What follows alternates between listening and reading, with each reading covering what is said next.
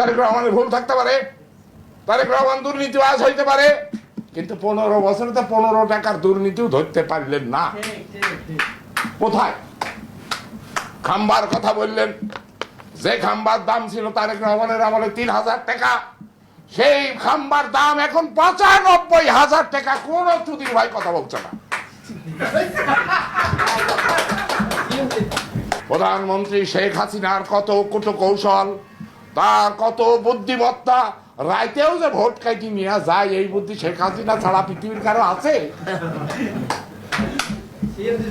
এই ঢাকা বিশ্ববিদ্যালয় মুসলমানের ছেলেমেয়েরা লেখাপড়া শিখবে, বিশ্ব সমাজে আমার এই বাংলার বাপাটা কৃষকের সন্তানরা লেখাপড়া শিখবে, এই আদর্শ উদ্দীপিত হয়ে স্যার সলিমুল্লাহ প্রতিষ্ঠা করেছিলেন।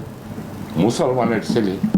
আমার সাথে আজ সন্ধ্যার পরে আপনি যাবেন টিএসসির মোড়ে, খাড়া হয়ে করলে 100 টাকা, চিট করে শুনলে 200 টাকা। এই হচ্ছে বিশ্ববিদ্যালয়। একটা বিবেকবান মানুষ, একটা মিডিয়া, কেউ কথা বলছে না। ওখানে ইয়াবা, ফেন্সিডিল কিভাবে চলছে, আমার দেশটা আমার বুকের উপর দিয়ে 3 নেতার মাজারের সাথে কি চলছে, একটা মানুষকে এই দেশে নাই। এক ঘর অন্ধকার। আসেন আমরা আল্লাহর কাছে দোয়া করি, এ আল্লাহ একটা লাইট দাও। এক ঘর অন্ধকারে একটা হ্যাসাক লাইট যথেষ্ট। আমার দেশে এখন একটা হ্যাসাক লাইট দরকার। দেশনেত্রী বেগম খালেদা জিয়া, সে যদি দুর্নীতি করত, তার বাড়ির অভাব থাকতে ভাড়া বাড়িতে থাকতে হয়। তারেক রহমান যদি দুর্নীতিবাজ হতো, আজকে টাকা এত অভাব হয়। অপপ্রচারে বিভ্রান্ত হবেন না। 10টা অস্ত্র তো খালেদা জিয়ার সরকার ধরেছে, 10টা অস্ত্র তো তারেক রহমানরা ধরেছে। আমি চোর ধরলাম, আমি হলাম চোর। কোন দেশি বিচার? চোর ধরলাম, আমি ধরলেন কেন? আমি চোর ধরলাম, কি চোর ধরলেন? আমি চোর ধরেছি। ভালো লোক ধরলেন। আজকে এতগুলো জেনারেল মৃত্যুদণ্ড নিয়ে কারাগারে বন্দী, ধরলেন কেন? আর আপনাদের মুক্তা নিয়ে আপনারা দালালি করছেন। এই সমস্ত করিয়েন না। আপনি দেশপ্রেমিক, আপনি সৎ, কিন্তু আপনার চিন্তার যে দারিদ্রতা, এইটার আমি করজোড়ে মিনতি করি, আসেন ঐক্যবদ্ধ করেন। আপনি নেতৃত্ব নেন, তার গভর্নমেন্ট দরকারটা কি? আমাকে মেজর জিয়া হবে 2 মিনিট। মেজর জিয়া না ভাই, আমি শেষ করে নিই। মেজর জিয়া তো বলে নেই, মেজর জিয়া তো বলে নেই আমাকে নেতা বানাও। মেজর জিয়া বলছে 17 তারিখে সরকার গঠন হয়েছিল, জিয়া তাকে মানেনি, শেখ মুজিবকে মানেনি। শেখ মুজিবের আদর্শের যদি কোনো সন্তান থাকে, তার নাম জিয়াউর রহমান, শেখ হাসিনা নয়। শেখ হাসিনা ভারতীয় আধিপত্যবাদের দালাল। শেখ জিয়া একটা দেশপ্রেমিক, একটা আদর্শ। এই স্বাধীনতার পরে শেখ মুজিবুর রহমান গণতন্ত্রের মানসপুত্র ছিলেন। তিনি একদলীয় শাসন ব্যবস্থা করলেন, কিন্তু ভোটের প্রয়োজন মনে করলেন না। আজীবনের জন্য প্রেসিডেন্ট নির্বাচিত হলেন সংসদ সদস্যদের ভোটে। সেই দিন গণতন্ত্রের কবর রচিত হলো। বাঙালি জাতীয়তাবাদের ঢেউয়ে উঠে যে দেশটা স্বাধীন হলো, আমরা যে উদ্দেশ্যে 52 সালে ভাষা আন্দোলন করেছিলাম, সেই আদর্শকে উনি জলাঞ্জলি দিয়ে বাংলাদেশে বাঙালি জাতীয়তাবাদ প্রতিষ্ঠা করতে যে দেখা গেল যে বাংলাদেশের 1/3 বাংলাদেশ থেকে বিচ্ছিন্ন হতে চলেছে।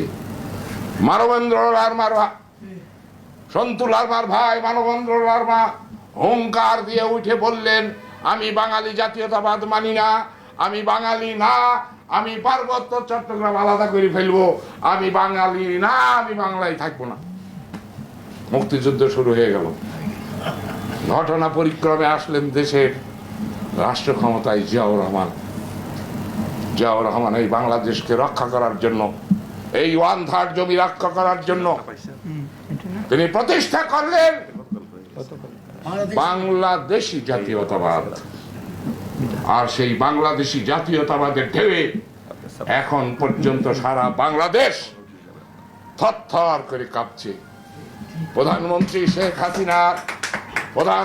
শেখ হাসিনার কত কৌশল, তার কত বুদ্ধিমত্তা, রাইতেও যে ভোট কাটি নিয়ে যায়, এই বুদ্ধি শেখ হাসিনা ছাড়া পৃথিবীর কারো আছে? বিনা ভোটেও যে প্রধানমন্ত্রী হওয়া যায়, এই বুদ্ধি প্রধানমন্ত্রী শেখ হাসিনা ছাড়া কারো আছে? এইরকম বুদ্ধিমতী প্রধানমন্ত্রী, সেও এই বাংলাদেশি জাতীয়তাবাদের এই ঢেউকে তার মোদির সহায়তা নিয়েও এক জাররা পিছু হটাতে পারছে না। এখন 5:15 বাজে, এখন রিজভি বলুক আগামীকাল নয়া পল্টনে সমাবেশ, 2 লক্ষ লোক হবে, নিজের পকেটের পয়সা খরচ করে চলে আসবে। ভাই, আপনি একজন দেশপ্রেমিক মানুষ, আমাদের এই শেখ হাসিনা বিরুদ্ধে এই সংগ্রামে এই সমস্ত আকর্ষণীয় কথা বলে দয়া করে আমাদের এই বাধার বিন্ধ্যাচলে আপনি বাধা হয়ে দাঁড়াবেন না। আগে শেখ হাসিনা যাক, তখন আমরা বৈঠক করব। শেখ হাসিনা কার প্রতিনিধি আপনি বোঝেন না? ইসকন একটা সংগঠন কিভাবে বাংলাদেশের প্রতিটা ইয়েতে রন্ধে রন্ধে, আর আমি আপনি ঝগড়া করে পৃথিবীর একমাত্র দেশ আমরা, যেই দেশটা 2 বার স্বাধীন হয়েছে। একবার স্বাধীন হয়েছে,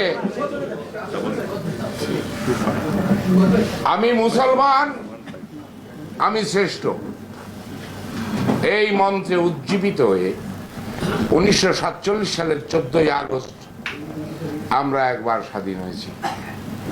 যেই দিন স্বাধীন হয়েছি সেই দিন এই বাংলাদেশে 4 চাকার গাড়ি ছিল 124টা, 3টা পাকা রাস্তা ছিল। একটা রাস্তা তেজগাঁ এয়ারপোর্ট থেকে নারায়ণগঞ্জ পর্যন্ত, একটা পাকা রাস্তা ছিল যশোর থেকে যশোর রোড কলকাতা পর্যন্ত, 30 কিলোমিটারের একটা পাকা রাস্তা ছিল পাবনাতে। ফিল্ড মার্শাল আইয়ুব খান তার বইয়ে লিখছেন 1950 সাল থেকে 1967 সাল আমরা কিচ্ছু করতে পারিনি। আমি 1951 সালে অ্যাজ এ ব্রিগেডিয়ার জেনারেল হিসেবে আমি পূর্ব পাকিস্তানে বাঙালি ছেলেদেরকে পাকিস্তানি আর্মির অফিসার বানানোর দায়িত্ব পাই এবং 1951 সালে আমার পোস্টিং হয়। আমি 3 বছর আমি পূর্ব পাকিস্তানে। 51 সালে না, ওনার পোস্টিং হয়েছে 1947 সালের আপনার নভেম্বর মাসে। ব্রিগেডিয়ার, আমি তর্কে যাচ্ছি না, ব্রিগেডিয়ার ওনার নিজের লেখা। ঠিক আছে। উনি ব্রিগেডিয়ার হয়ে উনি এখানে রিক্রুটমেন্টে এসেছিলেন, আর বলছে সারা পূর্ব পাকিস্তানে আমি তন্ন 3 বছর খুঁজে 5টা ছেলে অফিসার হিসেবে রিক্রুট করতে পেরেছিলাম। তার মধ্যে 3 জন হচ্ছে মহাজির, মানে ভারত থেকে উঠে আসা রিফিউজি 3 জন। তাহলে এই দেশের হচ্ছে 2 জন। কেউ আর্মিতে আসতে চায় না, যোগ্যতাও ছিল না, কেউ আসতে চায় না। যাই হোক, আমি তন্ন করে খুঁজে আমি 5 জনকে রিক্রুট করতে পেরেছিলাম। এই পাকিস্তানি সেনাবাহিনীতে অফিসার নিয়োগ করতে যেহেতু পুরো পাকিস্তান আমাকে পূর্ব পাকিস্তান ঘুরতে হয়েছে, সেই জন্যে আমি আমার দৃষ্টিতে আমি দেখলাম এই দেশে 2টা অর্থকরী ফসল, একটা নাম হচ্ছে পাট আর একটা নাম হচ্ছে আখ। আমি তন্ন করে খুঁজে সারা পূর্ব পাকিস্তানে একটা জুট মিলও আমি পাইনি। আমি সারা পূর্ব পাকিস্তানে তন্ন করে খুঁজে 3টা টেক্সটাইল মিল পেয়েছিলাম। একটা কুষ্টিয়া মোহিনী মিল, একটা চিত্তরঞ্জন সুগার মিল, এই কটন মিল, আর একটা হচ্ছে এই যে আপনার কালীগঞ্জে ঢাকেশ্বরী কটন মিল। 3টা। আমরা কিচ্ছু করতে পারিনি। কিন্তু পূর্ব পাকিস্তানে আমরা 62টা জুট মিল করেছি। এক জুট মিল আদমজিতে চাকরির সংখ্যা ছিল 40,000। তাহলে 17 বছরে কয়টা জুট মিল হয়েছে? 62টা। আমাদের 52 বছরে কয়টা হয়েছে? তাহলে তো তুলনা করলেই বোঝা যাবে যে আমরা উন্নতি করেছি না অবনতি করেছি। একটা জুট মিল তো করতে পারি নাই, 62টা জুট মিলের কবর দিয়ে দিয়েছি। বাংলাদেশে আজকে কোনো সুগার মিল নেই, সেই জন্যই আজকে চিনির দাম 150 টাকা। আমাদের ভারী শিল্পকে অত্যন্ত সূক্ষ্মভাবে আমাদের দুর্নীতিবাজ আমলাদের সাহায্যে এই সমস্ত আজমজি থেকে শুরু করে সমস্ত ভারী শিল্প কারখানা অত্যন্ত সন্দীপনে ধ্বংস করে দেওয়া হয়েছে। Machine tools factory, machine tools factory বলেন। মেশিন টুল আমি তো এরকম এই তথ্য যখন জানি তাহলে all of the industrial area ঘন্টার পর ঘন্টা আমি বলতে পারবো। আমি ঘন্টার পর ঘন্টা বলতে পারবো। আর একবার আমরা স্বাধীন হয়েছি, সেই স্বাধীন হয়েছি 1971 সালে। 52 সালের ভাষা আন্দোলনকে কেন্দ্র করে এই দেশে বাঙালি জাতীয়তাবাদের উদ্ভব হয়। মুসলমান শ্রেষ্ঠ এইটাকে মাটি দিয়ে এখানে প্রতিষ্ঠিত হয় বাঙালি জাতীয়তাবাদ, এবং সেই বাঙালি জাতীয়তাবাদের মহান নেতার নাম হচ্ছে শেখ মুজিবুর রহমান। মহাসাগরের উত্তাল ঢেউয়ে তিনি বাঙালি জাতীয়তাবাদের ঢেউয়ের উপরে উঠে দেশটাকে আবার স্বাধীন করলেন। আবার স্বাধীন হলো, আমি বাঙালি, আমি শ্রেষ্ঠ। এই উদ্দীপনায় আমরা আবার স্বাধীন।